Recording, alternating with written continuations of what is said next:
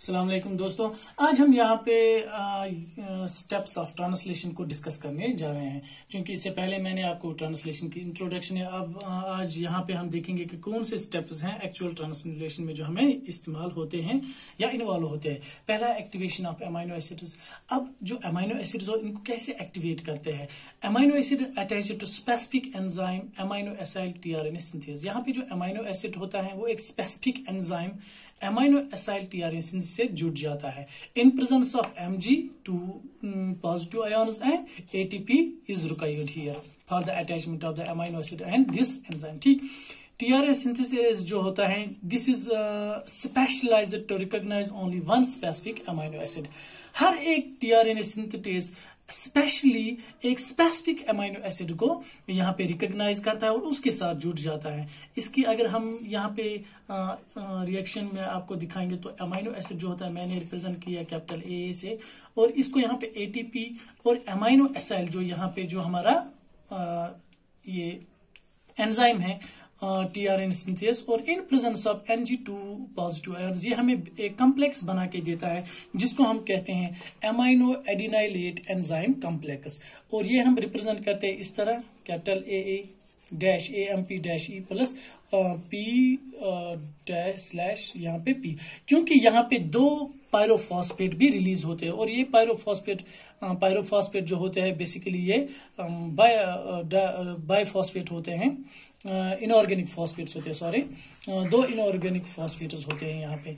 तो बाद में ये हमें एनर्जी देते हैं। उसके बाद चार्जिंग ऑफ टीआरएनए या amino acylation of the tRNA.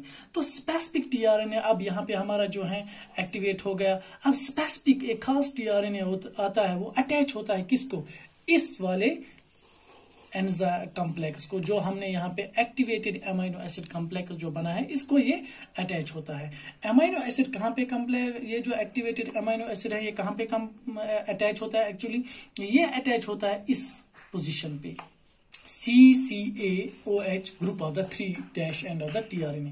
क्योंकि मैंने आपको स्ट्रक्चर बताया यहाँ पे टीआरएनए का, this is the 5 dash and this is the 3 dash end of the tRNA. ठीक, तो यहाँ पे जो हाइड्रोक्साइल ग्रुप है और यहाँ पे ये CCA सीक्वेंस जो रहती हैं इस पे activated amino acid attaching site होती है, ये यहाँ पे ये अटैच होता है और ये हमें एक नया कॉम्प्लेक्स बना के देता है जिसको हम अमाइनो एसाइल टीआरएनए कॉम्प्लेक्स कहते हैं। ये यहाँ पे कॉम्प्लेक्स जो होता है separates from the synthetase enzyme. उसके बाद ये जो कॉम्प्लेक्स हमें बना के देता है वो सेपरेट होता है पहले वाले एंजाइम से जो यहाँ पे सिंथेटेस एंजाइम होता है, और ये हमें ये नया कॉम्प्लेक्स बना के देता है। जैसे आप यहाँ पे देखते हैं amino acid AMPE plus tRNA जब इसके साथ मिलता है तो ये हमें AA यानी अमाइनो एसिड टीआरएनए जिसको हम चार्ज टीआरएनए कहते हैं, इसका अलग से हमें बना के देता है और AMP जो एंड एंजाइम कॉम्प्लेक्स है वो बाहर निकलता है। ठीक, उसके बाद हमारा जो एक्चुअल ट्रांसलेशन के स्टेप्स आते हैं उनमें हमारा पहला है इनिशिएशन का स्टेप। इनिशिएशन में बेसिकली क्या होता है, इनिशिएशन में होता है formation of the initiation complex, यानी सब जो चीजें होती हैं एक प्रोटीन पॉलीपेप्टाइड बनाने के लिए वो असेंबल होती है। और असेंबल कहाँ पे होती है, एक होता है 30S इनिशिएशन कॉम्प्लेक्स यानी जो स्मॉलर सब यूनिट होता है राइबोसोम का, और दूसरा होता है 70S इनिशिएशन कॉम्प्लेक्स यानी जो बड़ा वाला सब यूनिट होता है 50S सब यूनिट होता है राइबोसोम का वहां पे। तो इसके लिए हमें इनिशिएशन फैक्टर्स की जरूरत पड़ती है। इनको असेंबल करने के लिए, इन सब चीजों को एक जगह असेंबल करने के लिए ताकि हम पॉलीपेप्टाइड चेन बनाए या प्रोटीन जो सिंथेसिस हो उसको इनिशिएट करने के लिए कुछ इनिशिएशन फैक्टर्स की जरूरत पड़ती है। उनमें से हमें 3 फैक्टर्स की जरूरत पड़ती है, IF3, IF2, IF1 या IF1, IF2, IF3।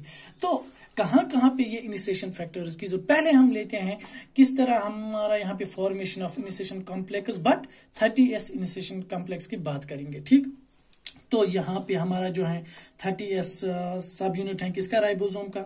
ठीक, और देखें अब इस पे कुछ जगहों पे हमारी साइट्स हैं EP जैसे हमारे बड़े वाले सब यूनिट्स में जो हैं वहाँ पे साइट्स होती हैं, एग्जिट साइट होती हैं, पेप्टिडाइल साइट होती है और अमाइनो एसिड अटैचमेंट साइट होती है। इस तरह यहाँ पे भी ये साइट्स रहते हैं। ठीक, अब यहाँ पे पहले जो ई साइड पे हैं ये वाला फैक्टर अटैच होता है, कौन वाला, IF3 का फैक्टर अटैच होता है, और फिर ए साइड पे IF2 एंड यहाँ पे किसी जगह IF1 अटैच होता है। तो ये जो इनिशिएशन फैक्टर्स होते हैं ये इन दो साइट्स को ब्लॉक करते हैं, किनको, ई साइड को और ए साइड को यहाँ पे ब्लॉक करते हैं। इन ब्लॉक करने की वजह क्या है, इसकी जरूरत क्या है, हम बताएंगे आगे इसमें क्यों इनकी जरूरत पड़ती है। ठीक, तो IF blocks E and A site only, P site is vacant, और यहाँ पे जो P साइट होती है पेप्टिडाइल साइट ये वैकेंट होती है। और मान लीजिए यहाँ पे एक उसके बाद हमें जो mRNA यहाँ पे असेंबल, चूंकि mRNA जो है अटैच होता है 30S सब यूनिट के लिए, और ये मान लीजिए यहाँ पे एक स्टार्ट कोडन है जहाँ पे इनिशिएशन स्टार्ट होगी, और ये कोई स्टॉप कोडन है, और ये AUG स्टार्ट कोडन हम लेते हैं, और रियरली यहाँ पे GUG भी इस्तेमाल होता है। Start codon commonly AUG and rarely GUG को होता है। तो AUG किसको, मिथियोनिन को,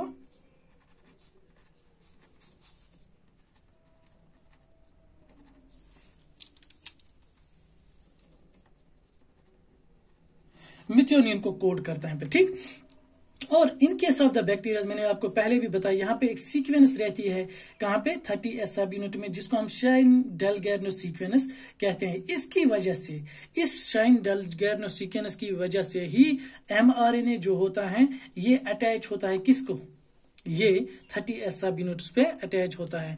shine Dalgarno sequence help to attach the mRNA to 30S सब यूनिट्स।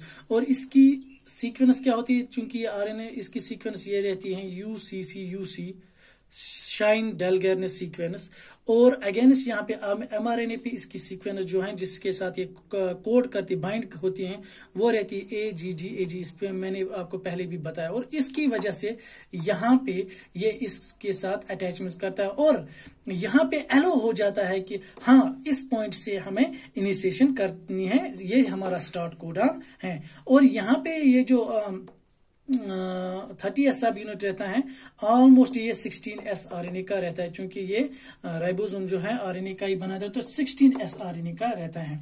और जब उसके बाद first tRNA is going to join the PS, जो P साइड, पहला tRNA आता है और उसको ज्वाइन करना होता है कहाँ पे, P साइड पे, क्योंकि ये जो साइट्स हैं ये ब्लॉक है और एक ही साइट यहाँ पे वैकेंट है। और इनिशिएशन कॉम्प्लेक्स में हमारे क्या मिलता है, इनिशिएशन कॉम्प्लेक्स में हमारा फैक्टर है कि फर्स्ट tRNA को यहाँ पे ज्वाइन, और ये जो फर्स्ट tRNA होता है जो P साइट पे आता है, जिसको स्टार्ट कोडन भी हम कहते हैं, तो यहाँ पे ये नॉर्मल जो है, नॉर्मल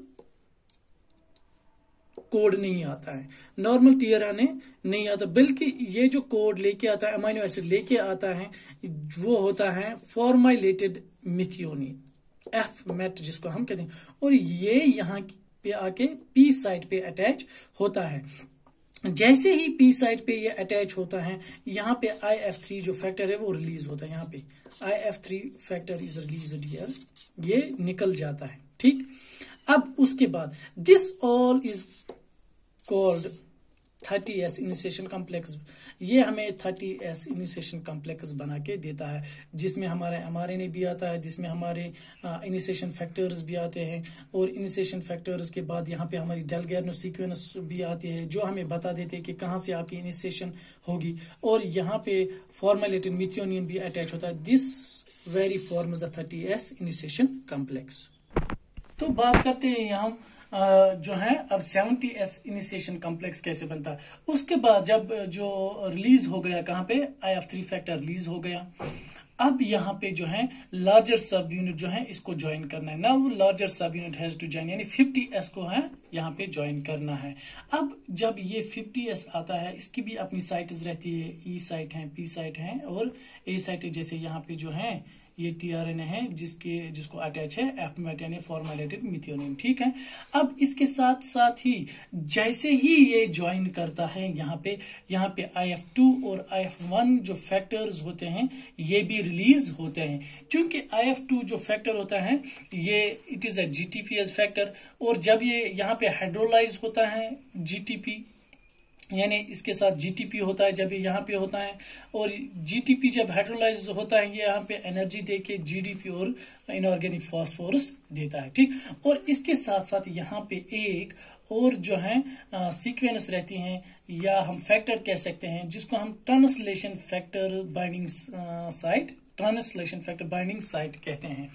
तो this very forms the 70s initiation complex. अब जो हमारा है इनिशिएशन कॉम्प्लेक्स यहाँ पे कंप्लीट हो गया, क्योंकि 70s इनिशिएशन कॉम्प्लेक्स में कुछ ऐसे फैक्टर्स रहते हैं जिनकी हमें ज्यादा इलोंगेशन में जरूरत पड़ती है। क्योंकि अब जो इलोंगेशन का प्रोसेस हम पढ़ेंगे तो वहां पे जब जहां नए अमाइनो एसिड्स आएंगे, जिनको हम एक्टिवेटेड अमाइनो एसिड्स, वो ए साइट पे आएंगे। ठीक, और यहाँ पे जो एफमेट है ये फिर ट्रांसफर आएगा ई साइट पे, और ई साइट से निकलते हुए टीआरएनए को फॉल डाउन हो जाएगा, और यहाँ पे रिप्लेस होगा, ए का यहाँ पी पे आएगा, पी का ई पे, और ई से बाहर निकलेगा। इस तरह यहाँ से जो नए नए अमाइनो एसिड्स आएंगे टीआरएनए के साथ, वो यहाँ पे एक चेन बनेंगे, टीआरएनए रिप्लेस होंगे, और यहाँ पे एक पॉलीपेप्टाइड चेन फॉर्म होगी। वो हम उसको डिस्कस करेंगे इंशाल्लाह इलोंगेशन के प्रोसेस में। आज के लिए इतना काफी। अस्सलाम वालेकुम।